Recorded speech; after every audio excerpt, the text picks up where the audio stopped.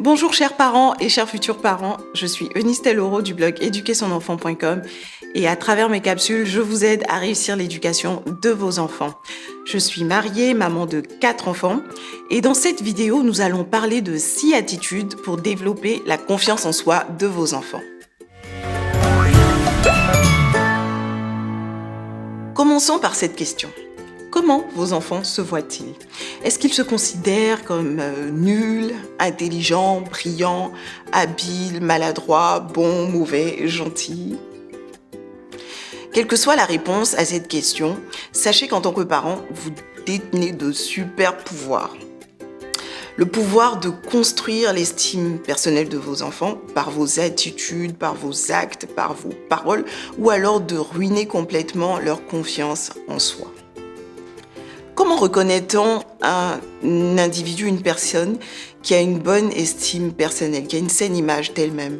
Les personnes qui sont bien dans leur peau, en général, n'ont pas peur de s'affirmer, de dire ce qu'elles pensent. Et lorsqu'elles s'affirment, elles ne le font pas en écrasant les autres. Ce sont aussi des personnes qui n'ont pas peur de prendre des risques, d'oser, de prendre des initiatives, parce que quelque part, elles s'accordent le droit à l'erreur.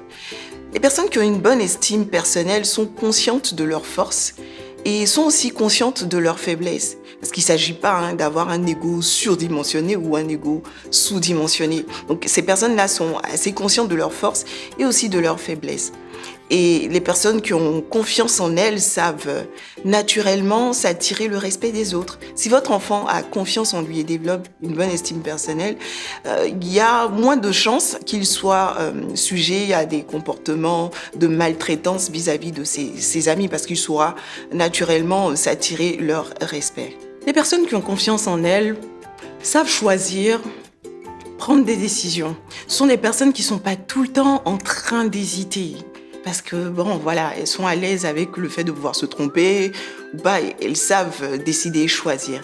Et ce sont des personnes qui ne se sentent pas en insécurité lorsqu'elles voient des personnes plus compétentes qu'elles ou des individus réussis. Elles ne sont pas dans une compétition permanente avec les autres parce qu'elles ont conscience de leur unicité, de leur singularité. Ce qu'il faut savoir également, c'est que l'estime personnelle, l'image de soi varie. Il y a des moments pendant lesquels on peut se sentir bien et avoir confiance en soi. Et il y a des périodes aussi pendant lesquelles on peut passer par des phases de doute. Et cela dépend des revers qu'on a, des succès aussi qu'on a. Mais les premières années de vie sont très, très déterminantes pour avoir une certaine stabilité au niveau émotionnel. Prenez par exemple le cas d'une petite tige, d'un arbre qui a été planté, d'une plante, qui a une petite tige. Si quelqu'un vient et qu'il fait du tort à cette tige, il peut tuer la plante, il peut la détruire. Par contre, quand vous avez un gros arbre qui est bien enraciné, si quelqu'un passe qui lui casse une branche, l'arbre peut continuer à vivre et avoir d'autres branches qui vont pousser.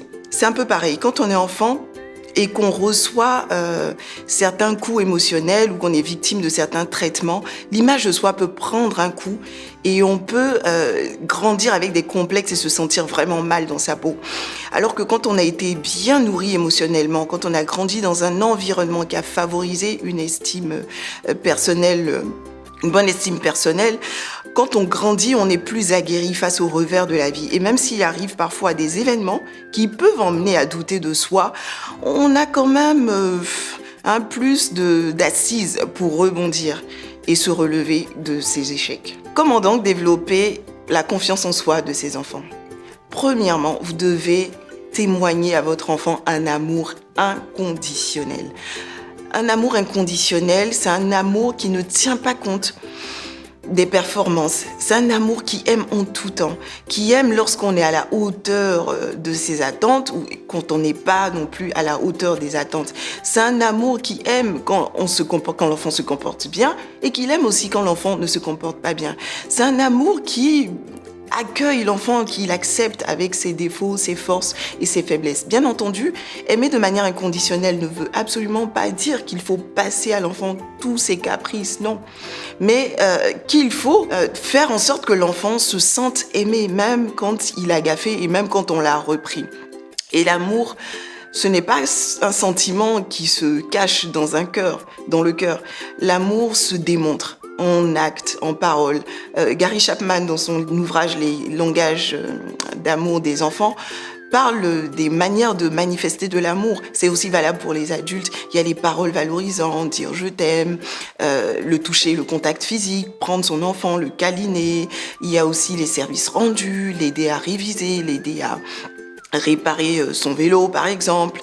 Il y a aussi les temps de qualité. Ce sont les moments pendant lesquels on passe du temps et pendant lesquels on donne toute notre attention à nos enfants. Et enfin, il y a les cadeaux. Recevoir un cadeau, ça fait plaisir. Et on se sent aimé quand on en reçoit un. Deuxièmement, montrez à vos enfants qu'ils sont importants. Ah oui, c'est très important que nos enfants sachent qu'ils sont importants. Qu'est-ce que cela veut dire concrètement? Lorsque vos enfants vous racontent leur journée, leurs querelles, leurs frustrations, ce qu'ils ont vécu à l'école, écoutez-les, prenez la peine d'écouter. En pratique, c'est pas toujours évident parce qu'ils nous racontent leurs histoires à des moments pendant lesquels on est pressé, on doit s'apprêter pour aller au travail ou on a d'autres sollicitations qui nous stressent. Mais c'est important de trouver du temps pour écouter ses enfants.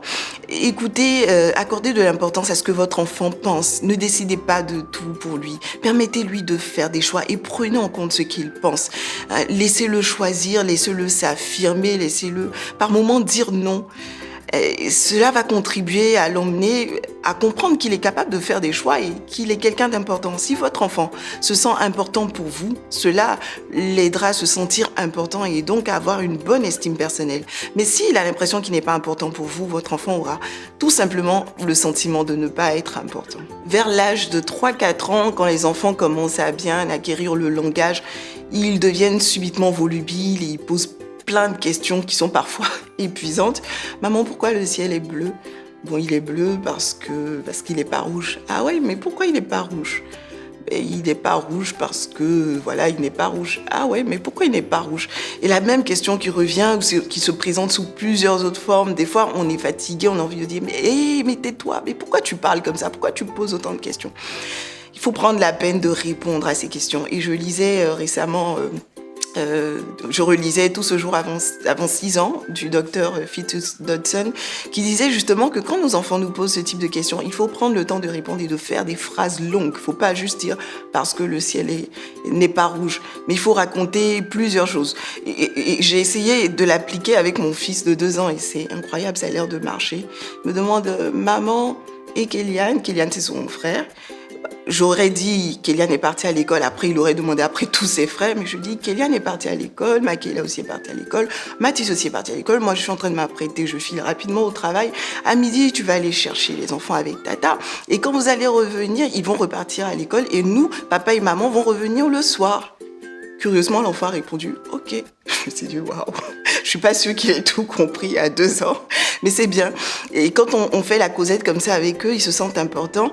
Et la preuve, quand on ne répond pas à leurs questions, ils insistent « Maman, maman, maman ». Ils répètent la même question en boucle. C'est une manière de dire « J'existe, je veux aussi de l'attention, j'ai besoin de me sentir important ». Troisièmement, il faut absolument éviter les paroles dégradantes. Tu es nulle, tu ne comprends jamais rien, regarde comment tu es laid, mais tu es grosse. Hein, quel enfant insupportable, quel canaille. Vous pouvez, sous l'effet de la colère, prononcer certaines paroles que vous allez même oublier, mais ces paroles peuvent rester gravées définitivement dans la mémoire de votre enfant. Et cette parole négative que vous avez prononcée un jour sous l'effet de la colère et dont vous ne vous souvenez même pas, peut résonner comme un écho dans son esprit à un moment où il aura un défi à relever. Et votre enfant se sentira nul. Au contraire, il faut plutôt encourager, valoriser nos enfants. Cela ne veut pas dire qu'il faut sombrer dans la flatterie, sinon ils ne nous croiront plus. Mais il faut être encourageant dans les propos qu'on a envers nos enfants. Cela les aide à développer leur confiance en soi. Quatrièmement, faut responsabiliser vos enfants, les aider à se sentir utiles. Les responsabiliser aussi dans la mesure où c'est important de leur inculquer le respect de la parole donnée.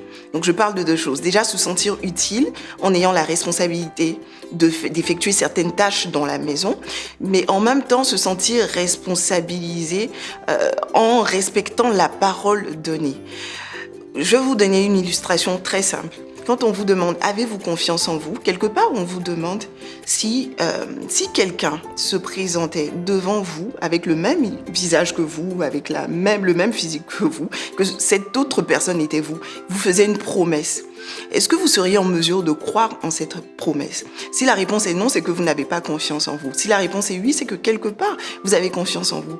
Et pour avoir confiance en soi, quelque part, le respect de la parole donnée est important. Donc, il faut apprendre à ses enfants à respecter la parole donnée. Et en la matière, quoi de mieux que de donner soi-même l'exemple? Essayons au maximum de tenir nos engagements.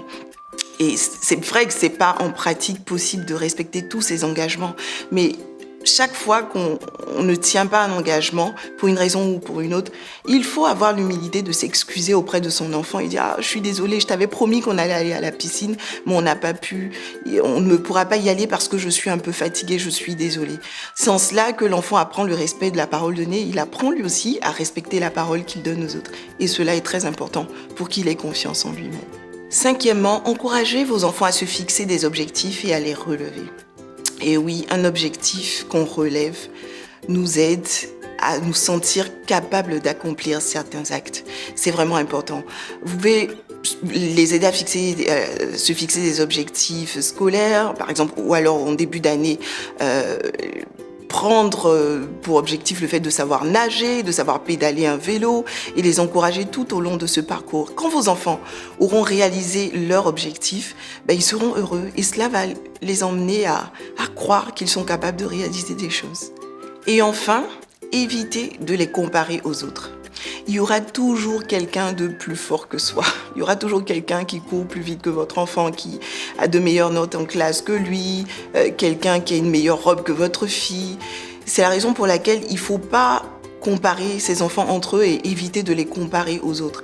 Chaque être humain est particulier. C'est vrai qu'on se ressemble tous, on a 2 yeux, un nez, une bouche, mais chacun a un visage qui est particulier, chacun a ses forces, ses faiblesses, ses talents. Et votre enfant doit apprendre à apprécier son unicité et à célébrer aussi les différences qu'il peut observer avec les autres. Ne pas se sentir complexé en face de quelqu'un qui est plus compétent que lui dans un domaine particulier, parce que un être humain ne se résume pas à ses compétences. Nous avons été créés à l'image de Dieu et cela fait de nous des personnes d'une très grande importance. Ce sera tout pour aujourd'hui. Voici donc ces 6 attitudes qui vous aideront à développer la confiance en soi de vos enfants. Je récapitule. 1. Démontrer de l'amour inconditionnel. 2. Montrer à vos enfants qu'ils sont importants. 3. Éviter les paroles dégradantes. 4. Enseignez-leur le respect de la parole donnée. 5. Aidez-les à se fixer des objectifs et à les atteindre. Et enfin 6. Évitez de les comparer aux autres. Si vous avez aimé cette vidéo, n'hésitez pas à la liker, à la partager et laissez-moi en commentaire l'attitude qui vous interpelle le plus. À très bientôt.